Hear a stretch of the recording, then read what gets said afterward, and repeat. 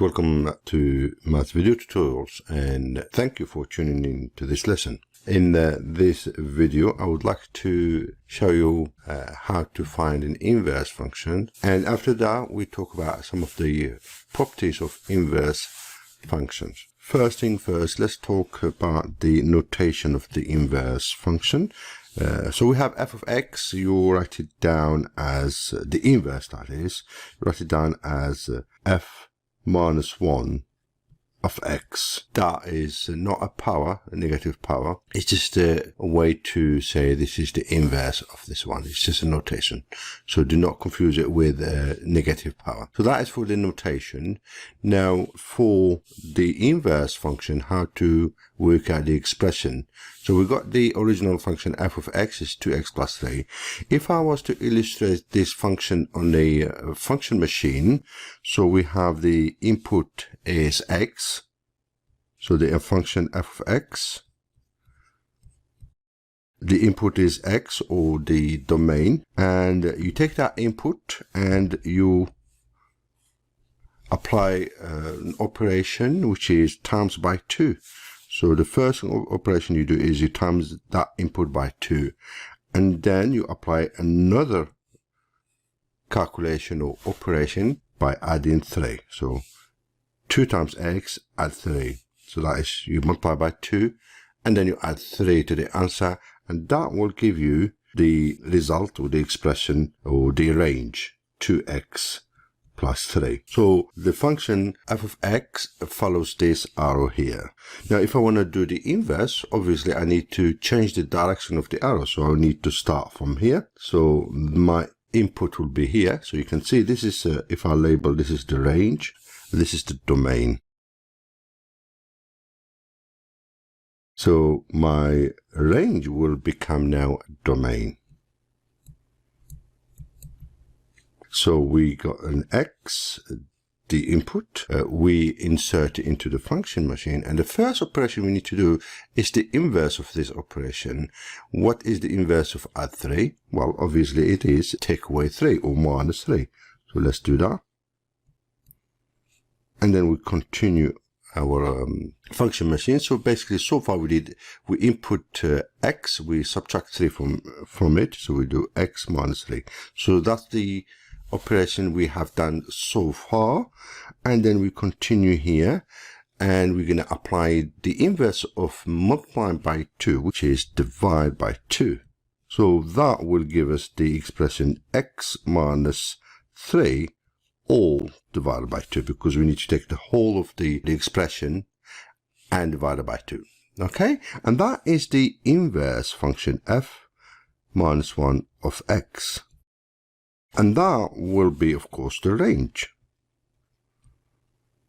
And then you can see the domain of the inverse function is equal to the range of the original function, and the range of the inverse is equal to the domain of the original function.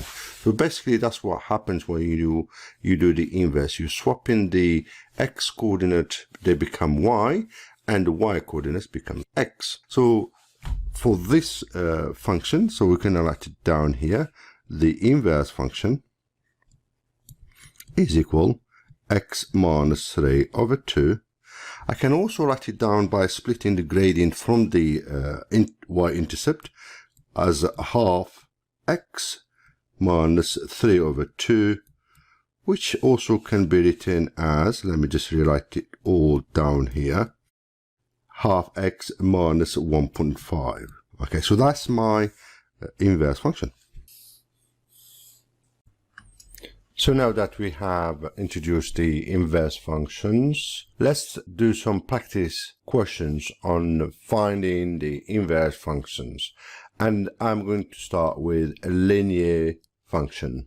First thing you need to do is change the notation f of x, change it to y.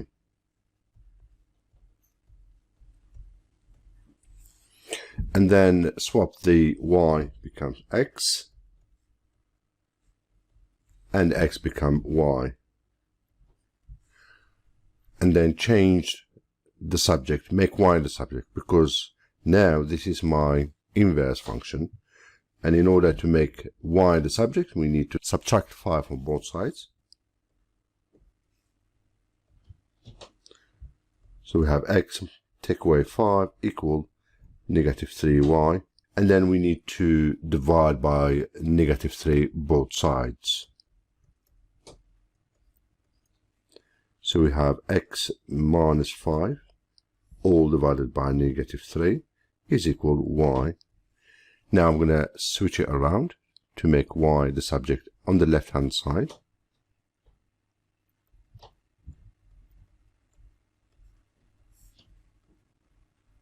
And then I'm going to split this two part, the x term from the number term. That will allow me to write it down as x over minus 3 subtract 5 over minus 3.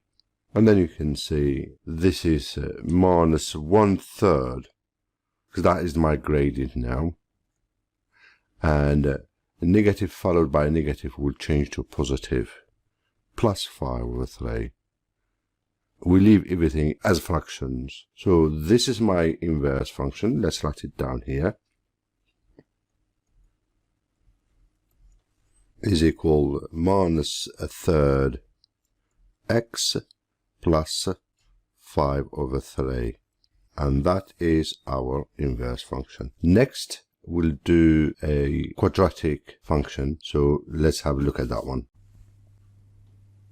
So let's have a look at the example number 2. We're going to start by rewriting the function f of x using the y notation.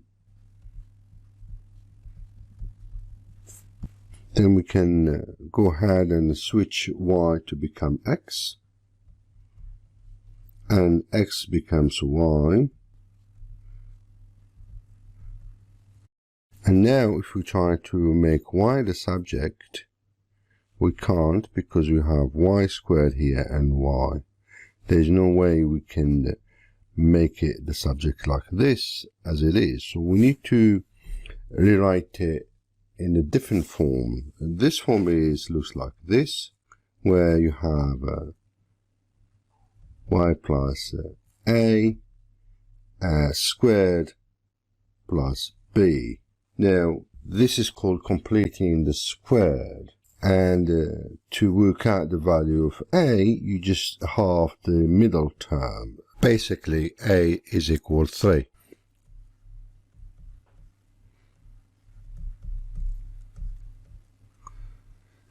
And then to complete the square, we need to subtract 3 squared and take away the 3, which was already there.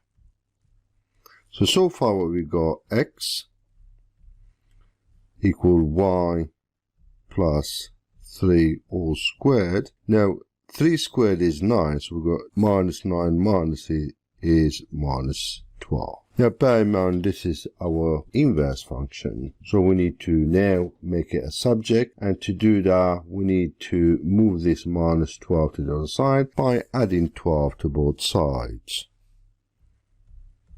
That would give us x plus 12 equal y plus 3 all squared. And you know what to do now. We just square root both sides to get rid of the bracket and the power of 2. So y plus 3 is equal square root of x plus 12. This is a positive, but we know that a negative also would work, because if you elevate a negative number above 2, will give you a positive, because this is a positive value. So we have two values, positive and negative. Positive and negative. Okay, so and this is my inverse function, so I'm going to rewrite it. I'm going to flip the equation around and at the same time use the inverse function notation, which is f minus 1 of x plus 3 is equal plus or minus square root of x plus 12. Now what I have to do is just subtract the 3 from both sides. So the inverse function is equal negative 3 plus or minus square root of x plus 12.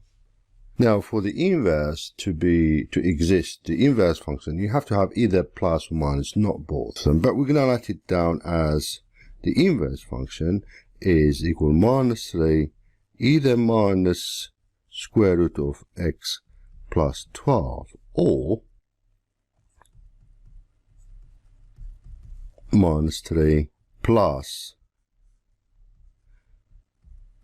okay, either one or the other, not both at the same time. Okay, so that is the method of finding out the expression of the inverse function of a given quadratic function. Next example will be on how to find the inverse function of an exponential function. All right. By definition, the inverse of exponential base e to the x is natural log of x, or ln x. We have f of x equal half e to the x plus 3. We want to find the expression of the inverse function. First thing we need to do is change the notation to y.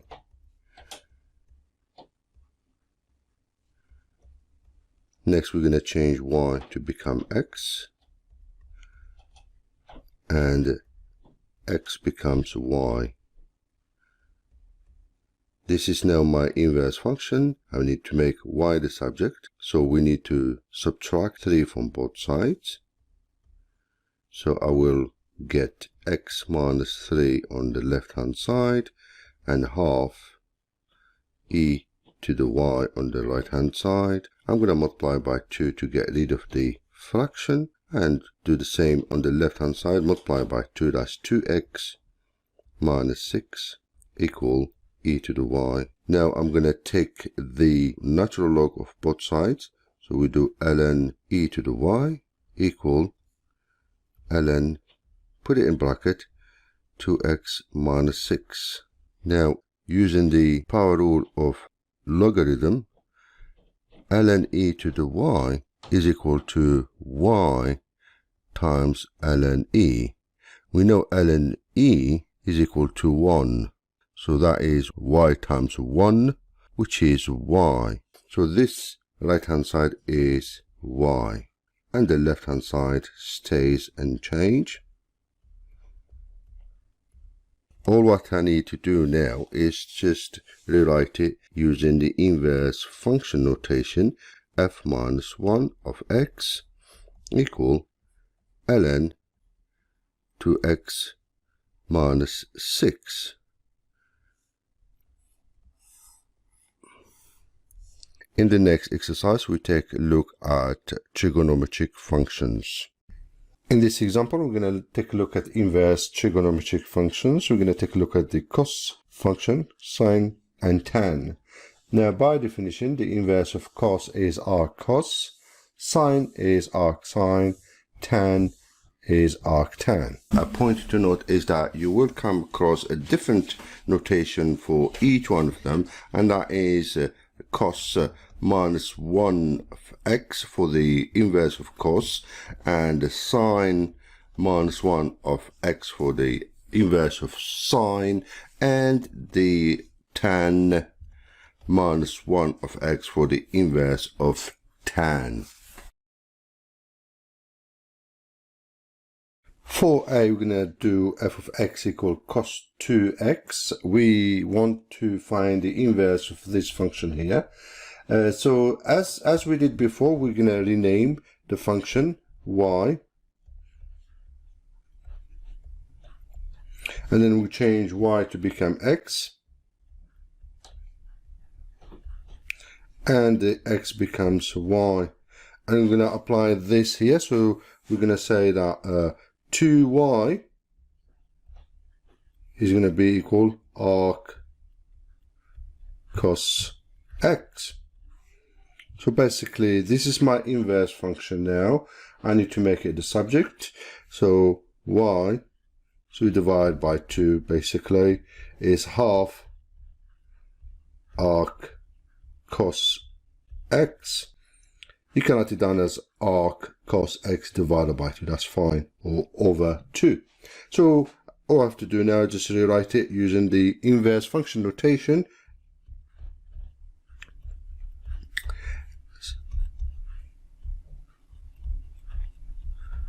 And we're done. And that is our inverse function for this one here. Okay, let's do another one, part B now. For part B, we're going to take a look at this function, sine 2x minus 3. We need to find the inverse, so we start by renaming f of x to y.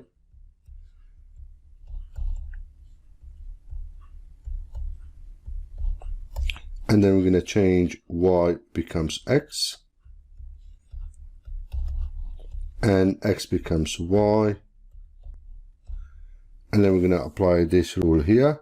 So we're going to say arc sine x is equal to y minus 3. This is now my inverse function. I need to make it the subject. So we add 3 to both sides. That gives me arc sin x plus 3 equal 2y. I'm going to divide both sides by 2. That gives me a half arc sine x plus 3 over 2 equal y. I'm going to switch it around and use the inverse function notation. So that will be f minus 1 of x is equal a half arc sine x plus 1.5. And that is the answer. Alright, let's do part C now. Part C, we've got a tan function. Notice that the 3 is outside the tan function, is not part of it. So let's find the inverse of this function using this rule here. Again, procedure is the same. We start by renaming f to y.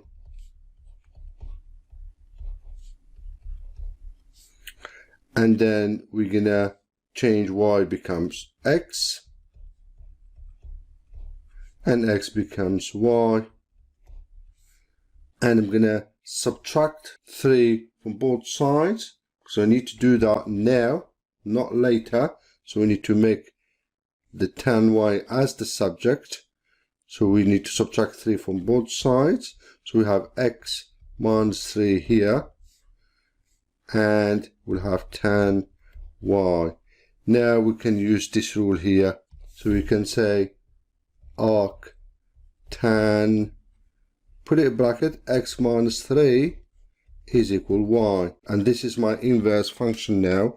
So I'm going to flip it around and use the normal inverse function notation.